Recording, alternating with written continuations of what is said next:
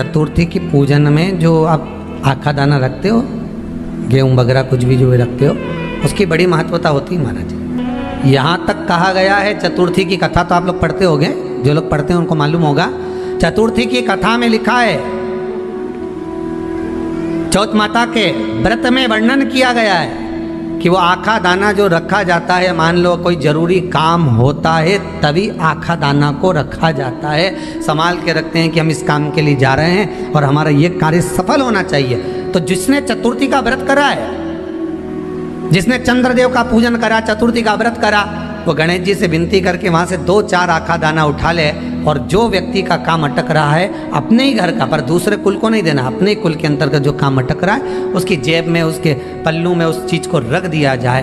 तो चतुर्थी जो अगली आती है, जैसे आप महीने की करते हो तो महीने की, और आप जैसे करते हो कि 4 अलग बड़ी बड़ी चतुर्थी करते हो तो उसके अनुसार आपका कार्य सिद्ध होता ही है। उस आखे दाने का इतना महत्व होता है क्योंकि चतुर्थी का व्रत करने वाली माता जब व्रत करती है तो स्वयं चतुर्थी की कथा में लिखा हुआ है कि पार्वती जी गणेश जी से चतुर्थी की कथा बचवाती।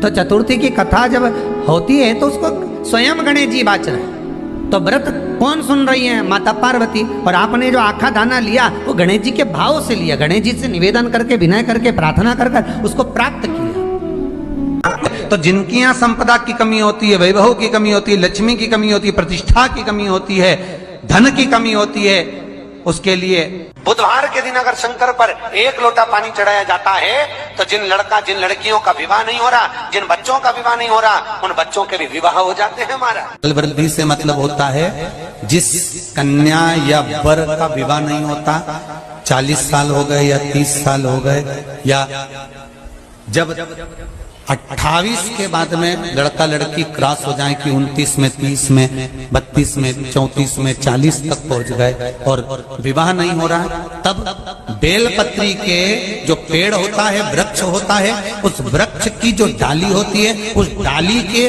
मनकों से जो माला बनती है, बाजार में भी मिल जाती है बेल की माला, उस माला को भगवान शंकर को समर्पित कर कर बेलपत्री के वृक्ष के नीचे बैठ कर भगवान शंकर का पंचाक्षर मंत्र का जाप करना है। कौन सा मंत्र है? पंचाक्षर। पंचाक्षर मंत्र कल बताया था, नमः शिवाय। अगर रसोई घर से भोजन में तुलसी डलकर अगर ठाकुर जी के सामने वो थाली रखी तो ये पक्का है वो थाली ठाकुर जी नहीं जीमेंगे, क्योंकि उसमें तुलसी रखी हुई आई है। हाँ, जब ठाकुर जी के सामने थाली रखा गई और तुमने थाली रखने के बाद में मंदिर के सामने बैठ के फिर तुलसी डाली तो ठाकुर जी उसको स्वीकार कर लेते हैं। क्यों? क्योंकि 33 करोड़ देवी देवता एक जगह पर विराजमान हैं।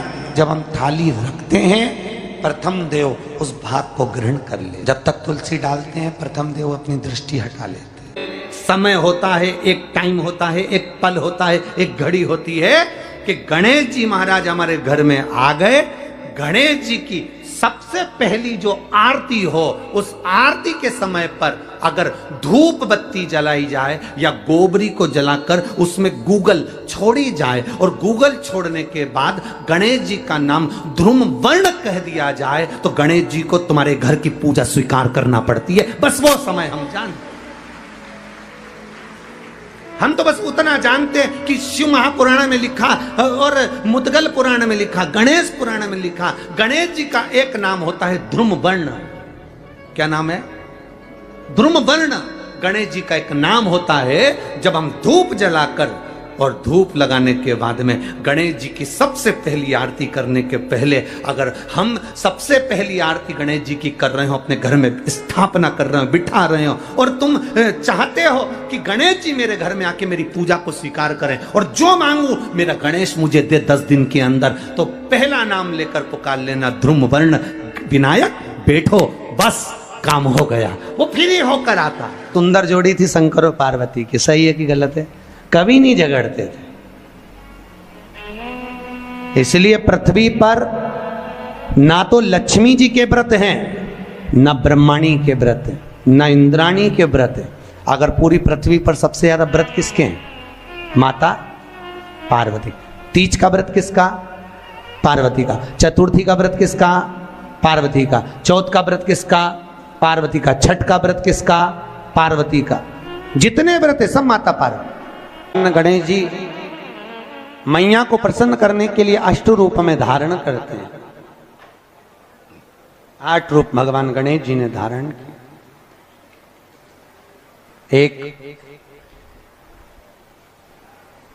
मयूरेश्वर गणेश, दूसरा सिद्धि विनायक, तीसरा बल्लालेश्वर, फिर वरद विनायक, फिर चिंतामणि, फिर गिरजात्मज, फिर भगवान गणेश विघ्नेश्वर अष्ट विनायक, फिर महागणपति।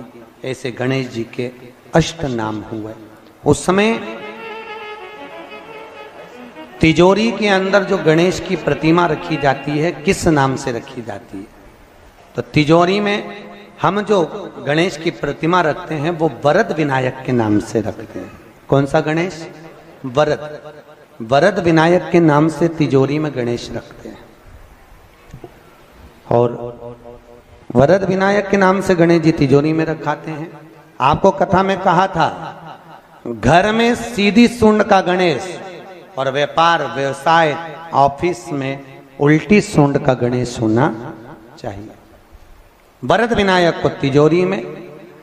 जब मकान का गृह प्रवेश होता है तो गणेश जी की पूजन जो दरवाजे पर करी जाती है उसे सिद्धि विनायक गणेश कहते हैं। कौन सा गणेश? सिद्धि विनायक। जब हम घर में शुभ कार्य हो, बंदरवाल लगाएं, कोई दरवाजे पर शुभ लाभ लगाएं या स्वस्तिक बनाएं या माताएं दरवाजे पर रंगोली डाले तो उसी समय पर सिद्धि विनायक के नाम से रंगोली डालना चाहिए। तो घर में लक्ष्मी बढ़ती है, सिद्धता बढ़ती है।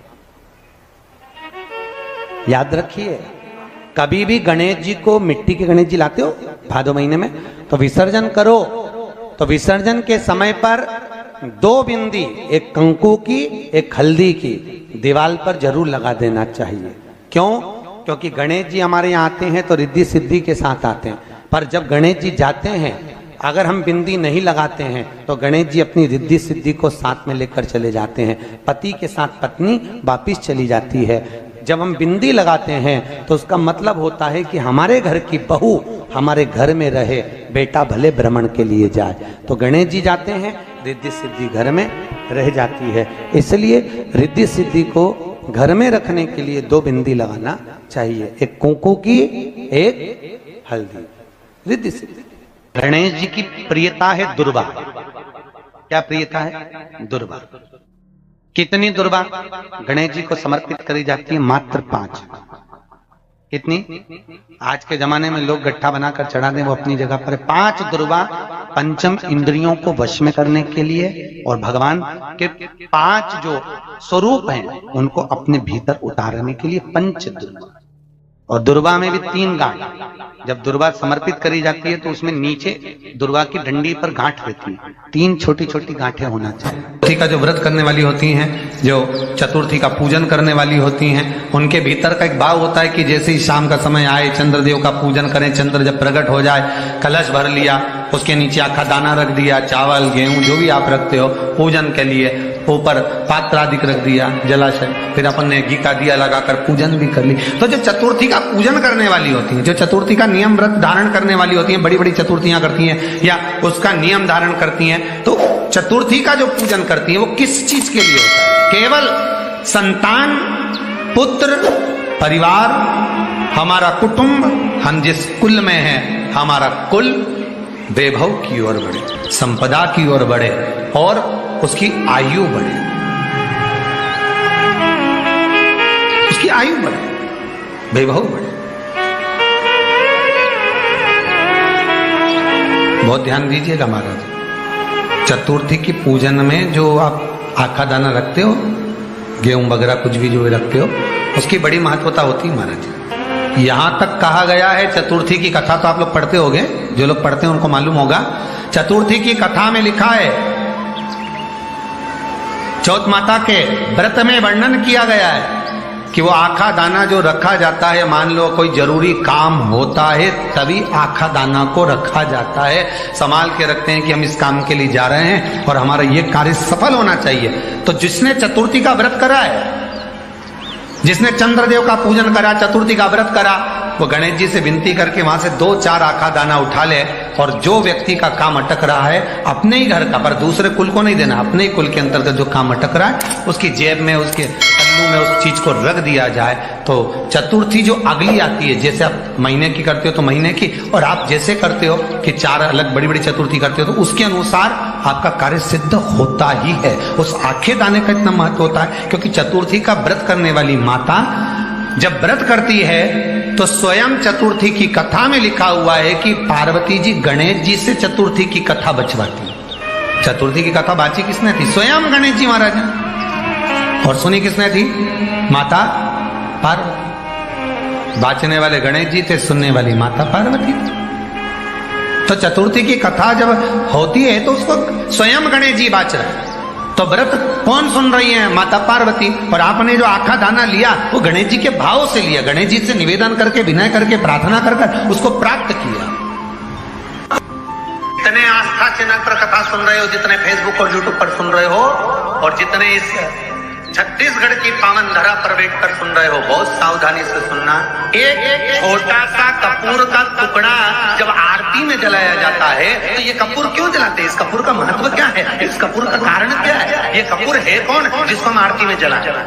क्या जरूरत इस कपूर को आरती में जलाने की? क्या जरूरत इसको यज्ञशाला में जलाने की? क्या जरूरत है इस कपूर को पूजन में जलाने की? स्वयं गुरु बाबा कहते हैं यदि कोई आरती में, पूजन में, घर में एक कपूर का टुकड़ा आरती के बाद में जब समर्पित करेगा तो उसको अश्वमेध यज्ञ का पुण्य प्राप्त हो जाएगा। अश्वमेध यज्ञ के पुण्य को पाने के लिए कपूर का टुकड़ा आज भी आरती में जलाया जाएगा।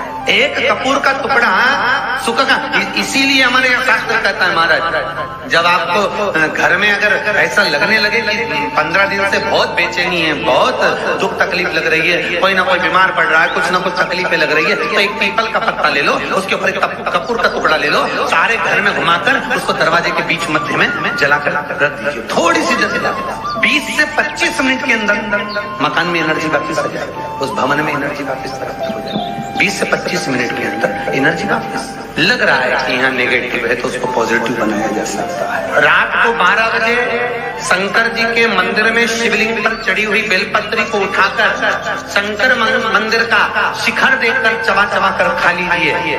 आपके पाँव के घुटने बदलने की जरूरत नहीं पड़ेगी। ऑपरेशन। ये वीडियो आप लोगों को कैसी लगी है हमें कमेंट करके ज़रूर बताएं। वीडियो हमारी फुल वॉच करने के लिए आप सभी लोगों का बहुत बहुत धन्यवाद।